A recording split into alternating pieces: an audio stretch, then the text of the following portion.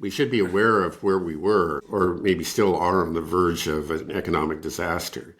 Um, the tariffs went into effect some weeks ago, but of course it takes some time for the goods to move through the pipeline, to cross the Pacific, for example, and to be offloaded at the ports and so on and so forth. And that you could think of it as a wave. That wave finally hit on the West Coast, and there are reports coming out that the number of containers arriving at these ports had dropped drastically, and actually dock workers were being laid off, or are told not to come to work because there's nothing to do. Truck drivers didn't have any containers to haul, and so that was something that had been predicted. It was supposed to, that first wave was supposed to hit about there on the West Coast, and then a week or so later on the East Coast. Of course, because we're farther away on the East Coast from China, and then I think we probably would have still a couple more weeks at least, because a big inventory was built up in anticipation of this interruption in supply. But by June, definitely, we were going to see empty shelves. And I think you can just imagine the anger, including among Trump supporters, you say, what the heck? I went to Walmart to get my favorite or whatever, my fishing rod for the summer, and it was gone.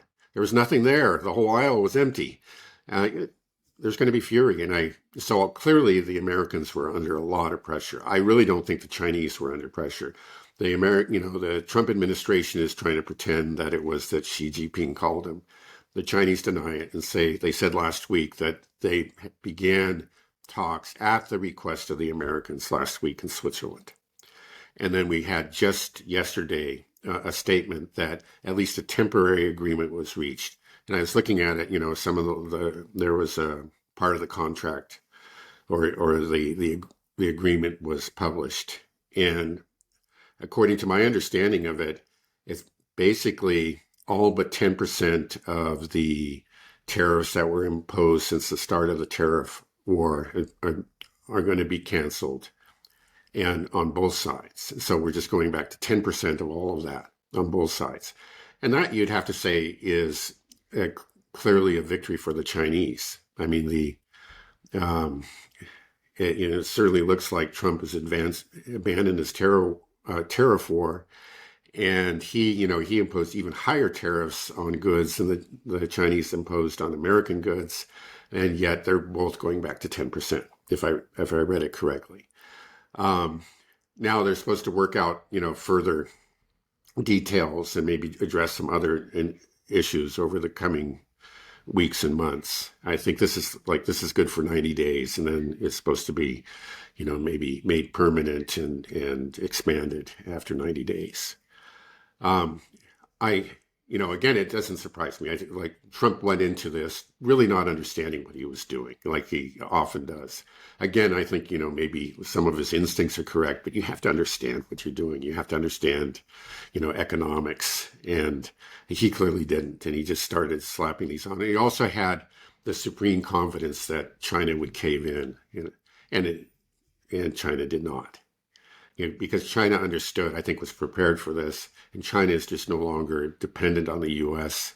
The way it once was. Approximately 14% of its exports go to the U.S., and it has a huge, that's not 14% of its economy. It's maybe 2% of its economy, because, of course, it has a huge domestic market, which is actually in many ways undeveloped. And so there's something, okay, maybe we could take a 2% hit, but it's something that they can live with. But I don't think the U.S. is so dependent on so many Chinese exports that we really couldn't do without Chinese goods.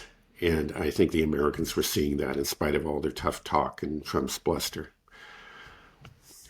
Okay, so should we view this as great news for the United States? Yeah. Well, yeah, I mean, especially, I think it was done just in the nick of time. You can start to get new goods into the pipeline. And so we may see some interruptions. It'll take a while to get the new goods, packed and loaded on the ships and so on and so forth. But I think by and large, we're not going to see the empty we're not going to see the empty aisles. And yeah, I think the whole thing was very stupid, you know. But it's if you do something stupid, the best thing to do is just to, well, he's not going to admit it, but to walk back, go back to where you were before. And that's what we've done so far. We'll see. You know, maybe there's some sort of concession that he'll get out of China, but I think that China will probably get some concessions from us. Maybe this is just a good thing in the larger picture in terms that the U.S. is recognizing the strength of China and allowing us to potentially gracefully enter a multipolar world instead of this constant rhetoric of we've got to prepare for the fight against China.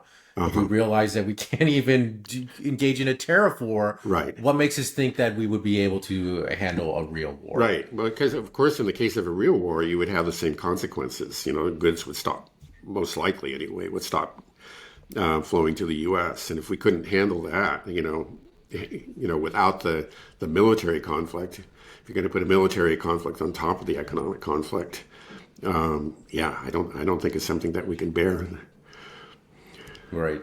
So hopefully, out of all this madness that Trump is doing, just this chaotic approach, hopefully he's just gathering information about how the world really works, and it could lead us to avoid some type of disaster that the U.S. realizes that it can't be the global hegemon, and it has powerful players that it needs to treat with respect and interact with, because we're trying the approach of smacking everybody down.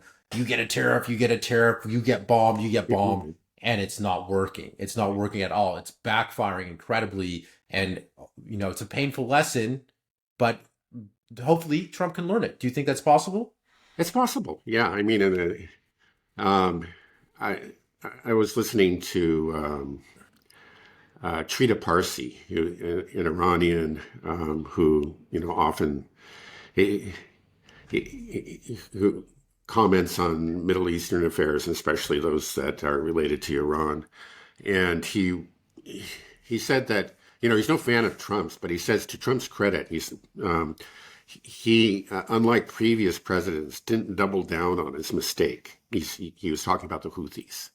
He actually just said, "Oh, this isn't working," and he walked away from it. And that's to his credit. It was a dumb thing to do, but without actually admitting it was a dumb thing to do, substantively he did. He walked. He just said, "Okay, yeah, let's stop this. Let's do something else."